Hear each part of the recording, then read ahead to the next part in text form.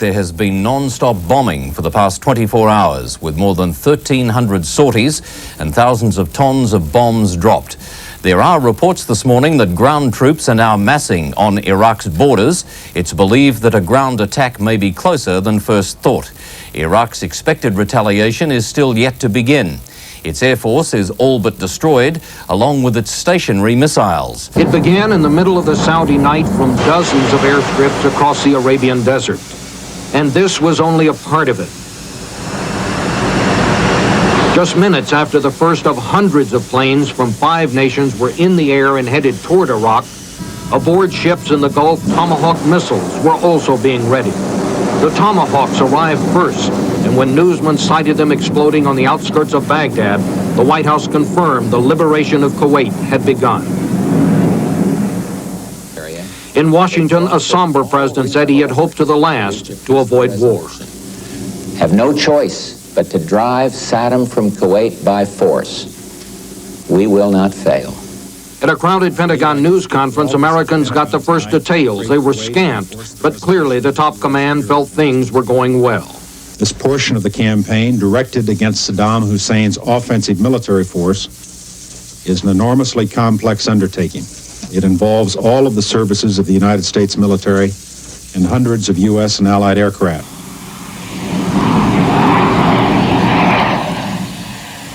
Within the first hours of daylight, all but one of the American planes had returned safely to their home bases after successful strikes on hundreds of targets across Iraq and Kuwait.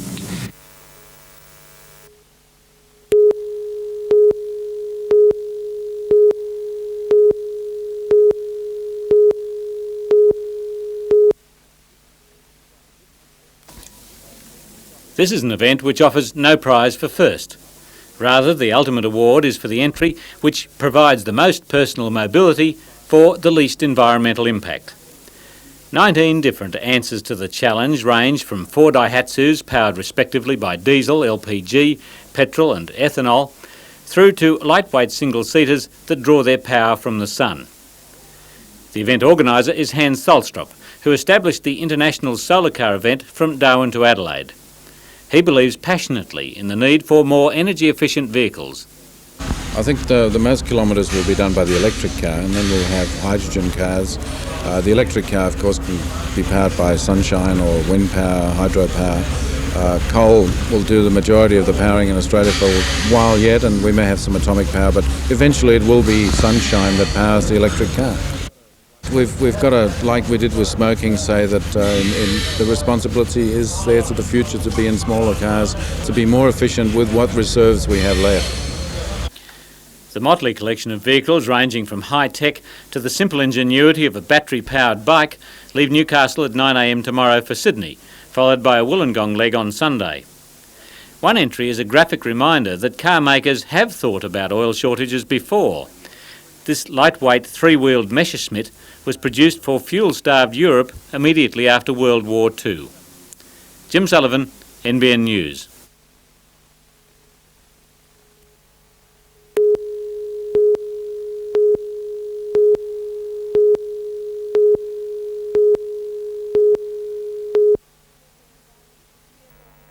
The airborne barrage is said to be more than triple the size of the history's previous biggest bombing raid that carried out in Vietnam.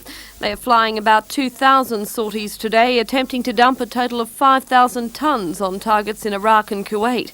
There's been problems, though, with low cloud cover, forcing attacks on some ground units to be abandoned. However, it's believed 7 of the 11 mobile missiles launched by Iraq to attack Israel yesterday have been destroyed. Official Baghdad radio has called on Muslims worldwide to strike against US interests and on Saudi citizens to rise up against King Fahd. The broadcast said Iraq would never capitulate to foreigners and will fight until what it calls all the nests of traitors and invaders are annihilated. It comes as more than 500,000 Arabs have staged pro-Iraqi demonstrations asking for a chemical attack on Israel. Meanwhile, in Israel, there's been another false air raid alarm in Tel Aviv, sparked by the sighting of a Soviet satellite which had burned up and re-entered the atmosphere. It's a sign of how nervous the Jewish state is of another missile attack, but while it's vowed to retaliate, Israel has so far shown restraint, in line with pleas from the United States. Meanwhile, souvenir hunters are causing headaches for the Israeli army. They've taken vital parts of the Scud missiles used in yesterday's attack.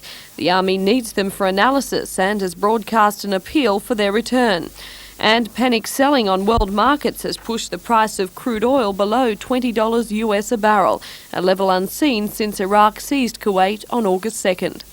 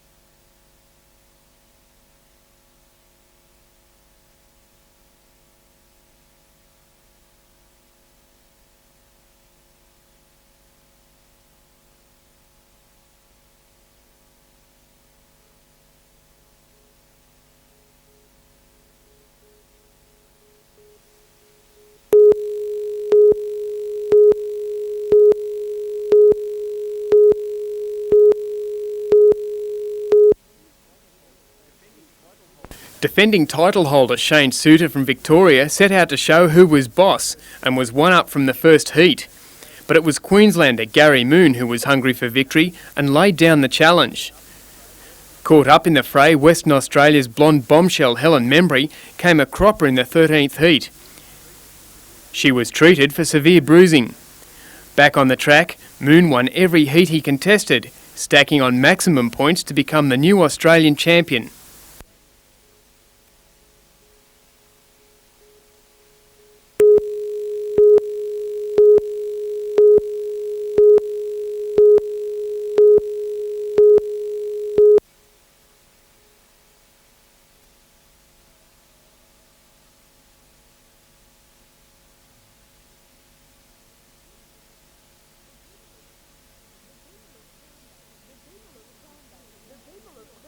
The people of Cranback are used to hearing the deep, resounding voice of Paul Griffith drifting into the street, but visitors to the small town are more than surprised when they meet this talented 23-year-old butcher.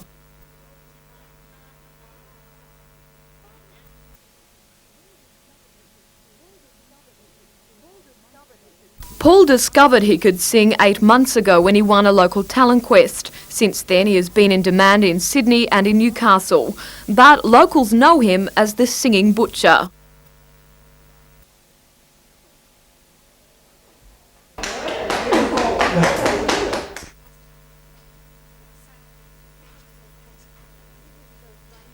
Is it strange to combine the two, butchering and singing? Oh, it is, yes. Oh, of course it wouldn't be if I'd have known I could sing before I could butcher, but it's heaps easier to find butchering out before it is singing, I tell you.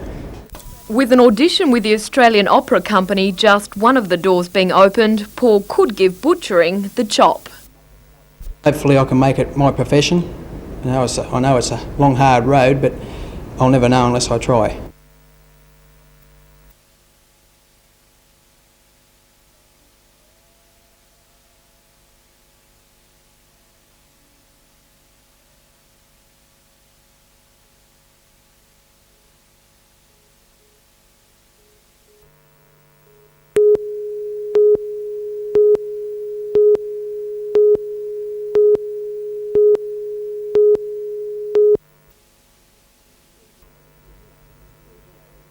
Excruciating whiplash injuries are almost unique to motor vehicle accidents. Whiplash costs millions of dollars a year in New South Wales in medical and legal expenses as well as claim settlements. But it's only now that Newcastle University's research into the problem has been recognised by a $500,000 grant from the Motor Accident Authority of New South Wales.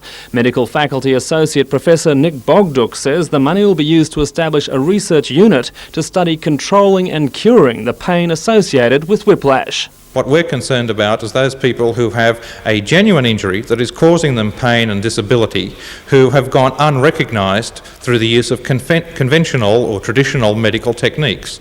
Well, this is fairly typical of the kind of accident a motorist can expect to have at least once in his career. It'll cost a few $1,000s to repair, but if the driver or one of the passengers has suffered a whiplash injury, damage to the motor vehicle is the least of their worries.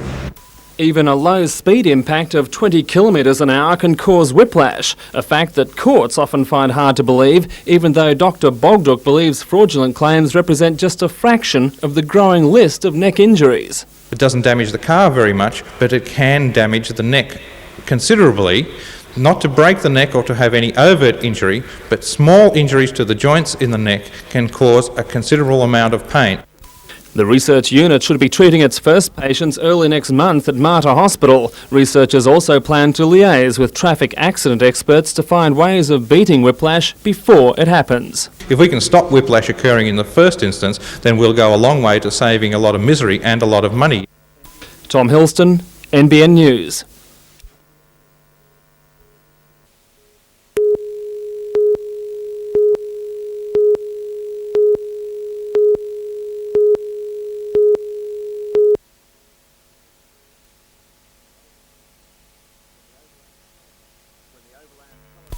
When the overland telegraph line was completed in 1872, the nation rejoiced at being linked to the empire. The Morse telegraph continued to be the high-tech communication system of its age, lasting amazingly until 1960, when Newcastle Post Office changed to a keyboard system. The Morse code operators are still around, keeping alive a time-honoured tradition. Today they celebrated the 131st anniversary of the arrival of Morse code in Newcastle. In its heyday, the City Post Office had a dozen telegraphists sending Morse code around the nation and the world. When the office closed, many operators like Ron Pickens were genuinely surprised. Oh yes, because when I started as a telegram boy, they told me if you don't learn Morse code, you'll never get on in the PMG, so we all learnt Morse code, and of course a few years later it was finished. Ron Picken later joined the priesthood and is now Father Picken, but he says both roles have similarities, especially when it came to confidentiality. You get a laugh out of some. We weren't supposed to talk about them, like the confessional. But all that training was harder to forget, and the operators are still dab hands at Morse code, able to send and understand up to 25 words a minute. They took messages from computer-age youngsters today who had only the vaguest idea of what it was all about. The messages could only be sent from one room to another, but once translated into English, they'll be sent for $1 to any destination in the world by mail. Tom Hilston, NBN News.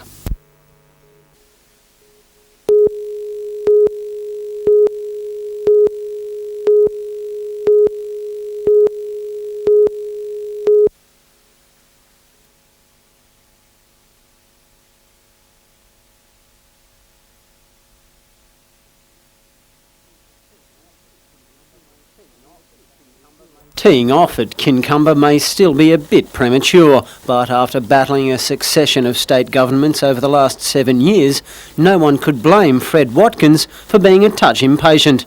He's one of hundreds committed to building a golf course in the area and willing to raise the $2 million necessary to make the dream a reality. We have over 600 applicants that want to join the golf club, so we believe we can get it up and going fairly quickly once lease arrangements are completed. Getting the chance to lease the land has always been the problem. Bought by the Public Works Department almost 20 years ago, it has been retained as a buffer zone between residential areas and the nearby Kincumber sewage treatment plant. It took direct intervention from the Premier to cause a rethink. He's come to the party all along, and he's backed us all the way. He's asked the Public Works, who own the land, to review their situation as far as future use of it goes, and as a result of his intervention, we're where we are now, which looks like we've got the golf course. Golfers say a decision to approve the plan would be the only sensible one. It's been 20 years since the last golf course on the Central Coast was opened at Toukley. Since that time, the region's population has almost doubled. Extra incentive for approval lies in the fact that the golfers themselves will finance the entire project. We believe that we can get the whole thing going with the assistance that we've already been offered, so it'll be a community affair, and we hope that it will be tied up in a way that it will remain a community golf course forever and a day whilst ever it's here. Bruce Mackenzie, NBN News.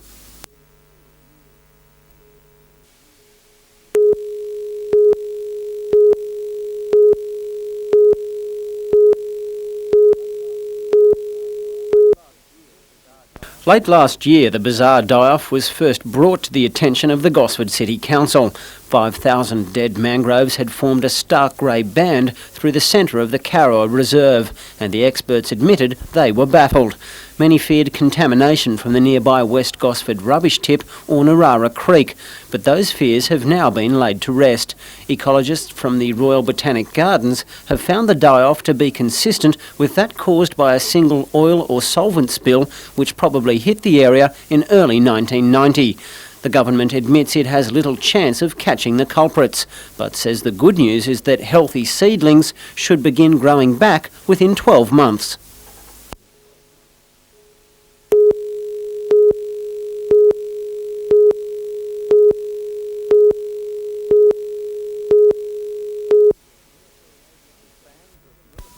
To fans of military aviation, even routine flying operations at RAF Base Williamtown is the best show for miles. There's nothing like watching them flying. Landing, taking off, touchdowns, liftoffs. Yeah, great. Little wonder then that the base's air show, held every 2 years, draws thousands of spectators, but this year's 50th anniversary event, scheduled for February 17, has been abandoned. Security on the base has always been a major issue at the biennial air shows, but this year the Air Force has reluctantly been forced to admit that even on its 50th anniversary, the idea of allowing 50,000 people through the gates at a time of heightened world tension would have proved a security nightmare. RAF spokesman Wing Commander Ed Baldwin declined to nominate potential troublemakers, but insisted there was a real chance they would try to disrupt the show. Those people who wanted to use such a function to make a point could disrupt the open day, and indeed could cause some harm to those people who are here to enjoy themselves. The RAF admits the air pageant is a great public relations exercise which usually boosts recruitment figures. It's not the only Air Force event to be cancelled. Australia Day appearances at Spears Point and the Newcastle Freedom of the City Parade have also been cancelled.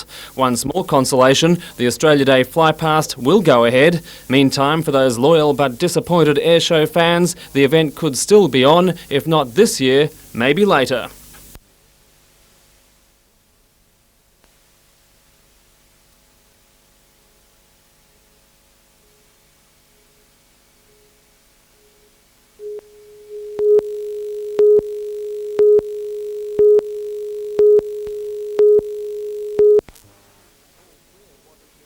The all-clear wasn't given until late yesterday afternoon when an Army bomb disposal team attacked a device using a remote-controlled robot wielding a shotgun. Police confirmed today that the device was harmless but convincingly realistic. Although the elaborate hoax at least gave emergency services a good training exercise, local business operators who were evacuated from Macquarie Street lost thousands of dollars in trade. My word, it's affected business. We've been closed most of the day since 9:30 this morning, and it's had a great effect on our business. Scientific police are examining fragments of the device. They believe it was placed under the empty LPG cylinder sometime between midnight and 4 a.m. yesterday. Anyone who may have seen people around the mobile service station at that time should contact their local police.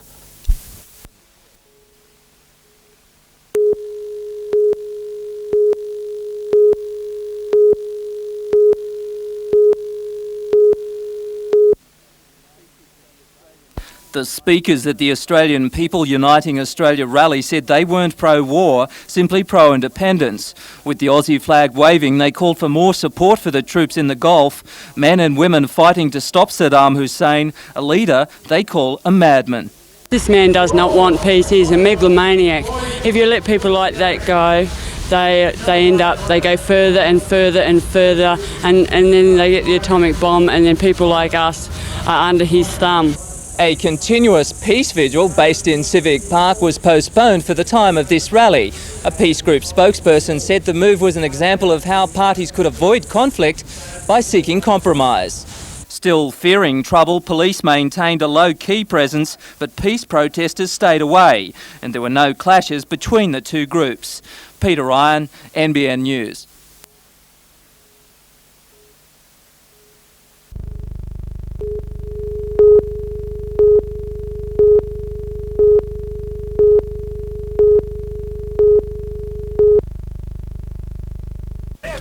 Oh, we got it.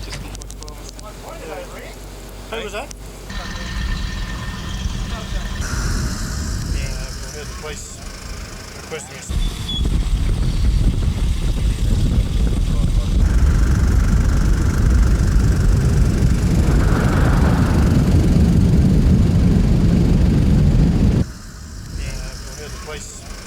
Requesting assistance to get someone out here, so we thought we'd come out and stop.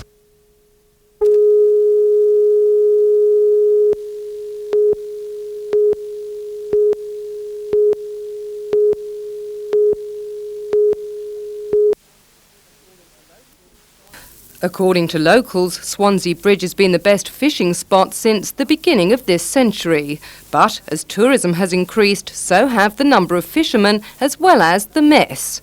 It's often left to the locals and the volunteer bridge operator to clean it all up before it becomes a health hazard. Mainly the holiday makers here with the fishing, they leave a lot of mess on the bridge, dead fish, bait and everything like that, plastic bags, fishing line. But police are more concerned with the danger to passing vehicles. We've had a number of incidents where trucks and buses in particular have complained of fish, sinkers and fishing line being thrown into their windscreen. In fact, one incident we had was a interstate bus travelling north that ended up with a brim straight in the windscreen of his bus. And there's a great real danger that he could have lost control of the bus and gone into Swansea Channel and could have caused a lot of injury and loss of life. From Friday, this sign will mean what it says. Fishermen will face a fine up to $100 and so will people found diving into the channel. But police say with up to 400 people fishing off the bridge, it will be difficult to enforce and the situation may be reviewed. But locals are not deterred, reluctant to lose their traditionally good catches. Climb down the pylons, fish off there. Won't stop us. We'll miss it if we can't fish up here because we haven't got a boat, so you can't fish off the shoreline very well. So that's about it. Yeah, it's not very fair. The old people are going to be ruined for it. They built this town, they should have the right to fish this bridge.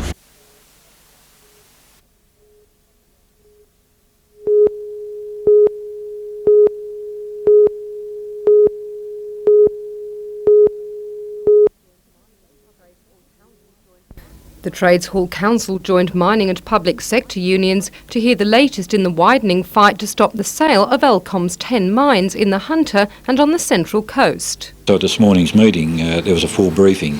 The fact that we have public assets here, the trade union movement generally has policy that they will oppose the privatisation of public assets, particularly public assets that are extremely profitable.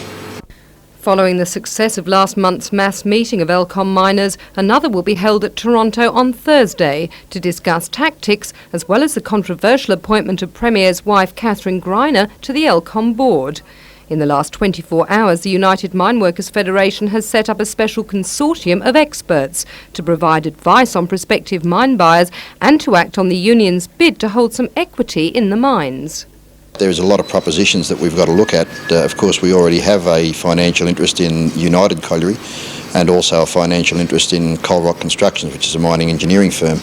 And we'll be looking to set, if the sale does proceed, to setting up an interest similar to what we have at those two operations. The union says some prospective buyers for the Liddell State mine in the Upper Hunter, being sold separately from the others, have little or no capital. They fear for the security of the 3,000 miners if a similar buyer is accepted for the other Lake Macquarie and Northern Central Coast collieries. Rebecca Skinner, NBN News.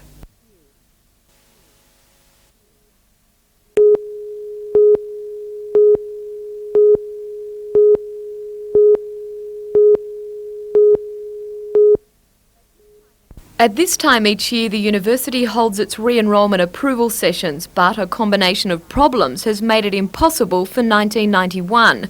Students should receive a letter within the next few days explaining the new procedure, but according to this advertisement in Saturday's Newcastle Herald, next week's re-enrolment dates have been cancelled and instead students will receive their approved programs by mail.